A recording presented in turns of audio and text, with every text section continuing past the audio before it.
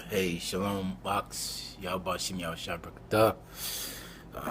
First and foremost, I want to give all praises to Yahweh. That's Hey, Shalom, first and foremost, we want to give all praises to Yahweh about Shim Yahweh Shai. That's to say, we want to give all praises to the Most High in the name of His Son, whom the world ignorantly calls Jesus Christ. Double honors to the apostles at GMS, the great millstone, our elders that didn't leave us for dead, man.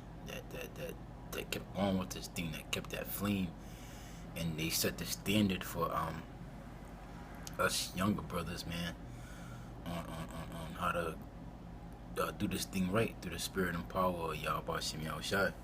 Alright, salutations to you, Akim, on the highways and byways too. You new Akim that's coming in, that's learning this truth. Just hunker down. It's not an easy thing, but it's something that we must do. And we know through the spirit that if you're part of the elect, you're gonna make it through whatever it is, whatever obstacle that may be thrown in your way. You're gonna make it through. So I'm gonna do this. I had nothing plan in mind to do the sit down. I've been watching videos. I got up a little early, and I guess the spirit jumped on me to tell me to do my own videos. So what I was thinking about was how this book that was written, some pages, the epistles written about just over 2,000 years ago, but even further, depending on how far you go back, you could go back 3,000 years ago, and basically on how this book predicted the things that was going on today, proving that this book is alive.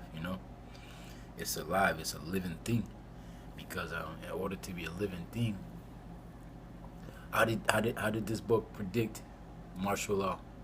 How did it predict the captivity of the so-called black man, the taking over of the natives' land? And Habakkuk, Esau, the so-called white man, just the base man coming from where he was to be coming into rulership and coming into power and having dominion over us, and then ultimately us breaking that yoke of iron and having dominion over him. And that's the time that we're living in. You see the so-called white man's world is crumbling, and as a matter of fact, you see the so-called white man's world is crumbling before him. So he's kind of running around in an abyss in the streets, and you seeing these false flag terrorist attack happens, and you see the spirit brothers are kind of we're calm through this thing, because I can't stress enough. In Job it said, at destruction thou shalt laugh. So when everybody else is running around frantic, panicking, being emotional, the scriptures say knowledge and wisdom shall be the stability in our time. So this is the time for brothers to be calm, cool, and collective, to maintain that swagger, because at the end of the day, we know that this is prophecy, that this stuff has to come. So we marvel not at it. This is 2nd Ezra chapter 6, verse 7. Then answered I and said, what shall be the pardon asunder of times? Or when shall the end, Saki, or what shall be the end of the first and the beginning of it that followeth? And he said unto me, from Abraham unto Isaac, when Jacob and Esau were born of him, Jacob's hand held first the heel of Esau. For Esau is the end of the world, and Jacob is the beginning of it that followeth. So, through our time growing up, man, I always wondered why Esau had this hatred for us, man.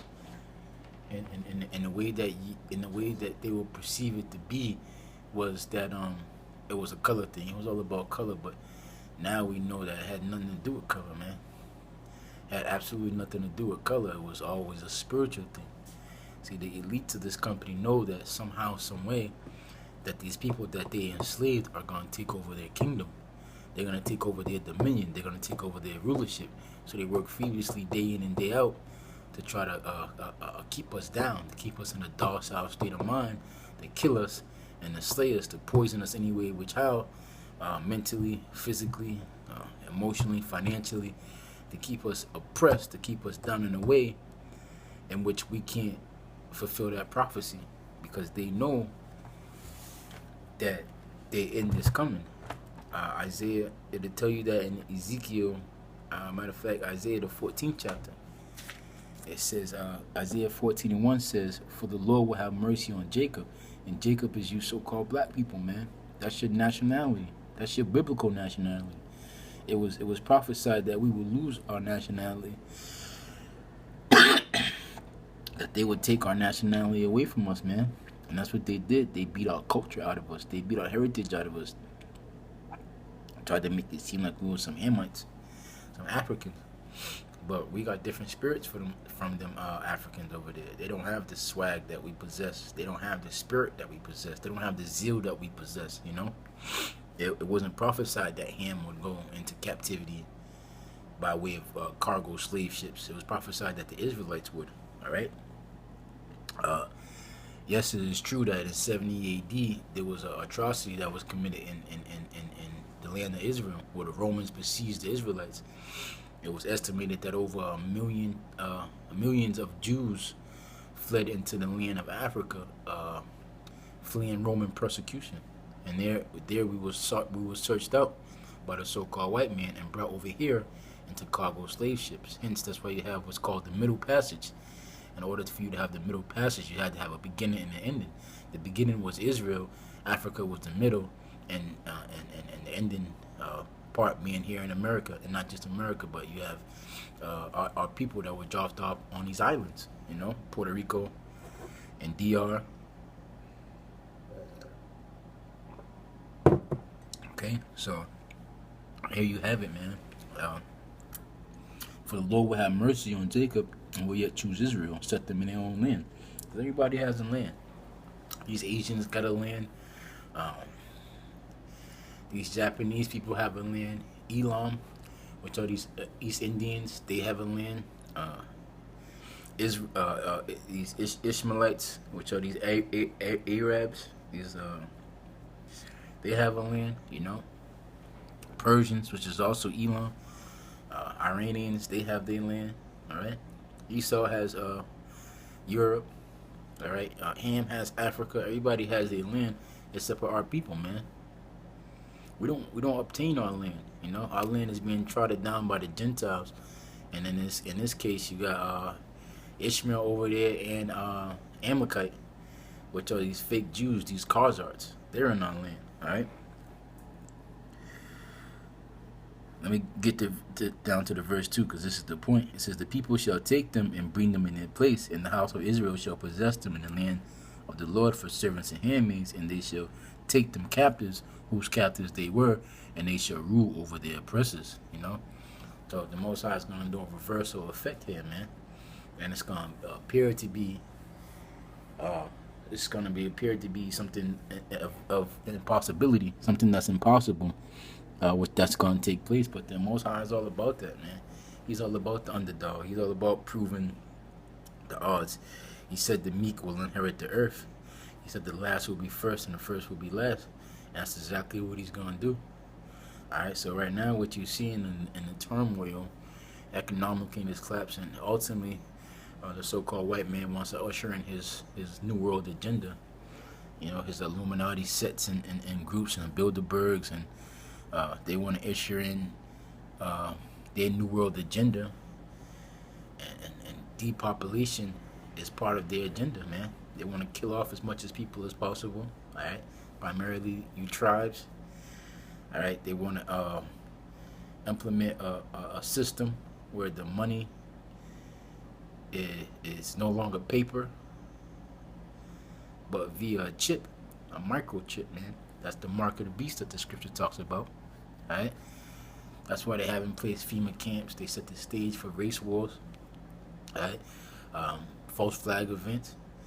And the Third World War is also in their agenda. That's why the hatred for Muslims is ratcheted up. So the media, and media is just one of their tools.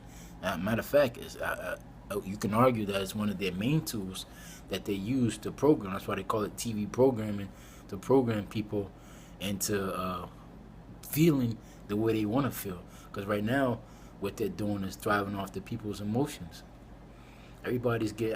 I said it this week in camp, man. But at my job, we were doing something, and I had to tell one of my coworkers, man, to calm down and stop being so emotional because our people are so emotional. There's like certain buzzwords that you throw out there, and it hits a button in a man's emotions in this place. But when you're a man of the Lord, you make yourself hard to those buzzwords. You know, you don't you hear the conclusion of the matter first, and then you judge rather than just getting emotional and just ranting off or reacting to something so fast. So in America, there's buzzwords. There's communists, you know. There's terrorists. There's jihad, Black Lives Matter, radicals. You know, when you hear these words, people tend to panic, and they know that. So they cater into the people's emotions, illegal aliens. You know, these are certain words that make people bug out, man. They make people bug out. And if you could manage to see through what's going on and navigate, you will be all right. But if not, you're going to bug out. You're going to bug out. And if people bug out like this in their normal everyday life, you can imagine when all hell break loose. When all hell break loose, man, these people are going these people are gonna murder themselves, man. They're gonna commit suicide because they're not gonna be able to mentally take the distress that's coming on. Daniel said there's gonna be a time of trouble, such like there has not been a nation, you know. And Michael the Archangel is gonna have to fight. You gotta have that faith that Michael the Archangel is actually fighting for you. And faith is another thing. You have to believe. You gotta believe in this thing, man. That's why Paul said, examine yourself to see if you be in the faith. Examine yourself to see if you believe the things that's written in this book. Do you really believe these things? Do you really believe that you have hope and potential to be saved by a power outside this world? Do you believe that it's a possibility that a chariot may lift you up? Do you have the power? The scriptures say, cursed be he that withholds his sword from blood. You know, you may have to put somebody to death. You may be put to death. You know, the balance of this thing is real. It's real. So you know, brothers, it's just like I feel like the way I feel like you have guys that are teachers, natural teachers. When I had the blessing to go to the Passover in New York, spiritual Israel, like the elders say, and I had the chance to feel brothers' spirits and stuff like that, and I got a reading off Elder Tahar, and the word teacher just kept coming to my brain because Elder Tahar is he's a natural born teacher, you know. So you got, when you want to learn something, those are your teachers, man, you know. But brothers that's young in the truth, such as myself, the only thing I could really do is put out these shows to motivate you. You know, I don't think I'm not gonna teach you much or give you a revelation that you probably don't know already. But just only thing I have for brothers is just motivation and actual inspiration that I want to do the work. I want to feel like I'm doing something for Yahweh Shai, and these are what I put out. So, you know, brothers, I tell you, brothers, be motivated, be inspired by the prophecies and the word and the spirit. Pray for one another. Pray for yourself. You know, pray that the Most High sends chariots hedged about your house, hedged about yourself when you go about your daily lives. Pray for one another because we're going through hell. And you know, pray for your family that Lord's will, that they could be delivered up out of this thing, man. Once all hell break loose, you know. They're part of that. You're part of the 144,000. They're part of that 1/3, because at the end of the day, the 1/3 and the 144,000 needs prayers.